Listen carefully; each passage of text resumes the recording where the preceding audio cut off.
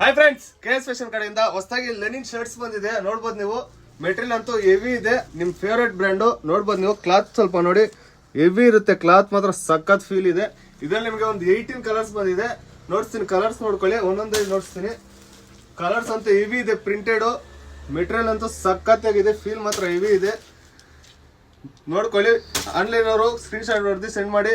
ಇದ್ರಲ್ಲಿ ಸೈಜ್ ಬಂದ್ಬಿಟ್ಟು ನಿಮಗೆ M ನಿಂದ XXL ತನಕ ಬಂದಿದೆ. ಕಲರ್ಸ್ ಅಂತೂ ಹೆವಿ ಇದೆ.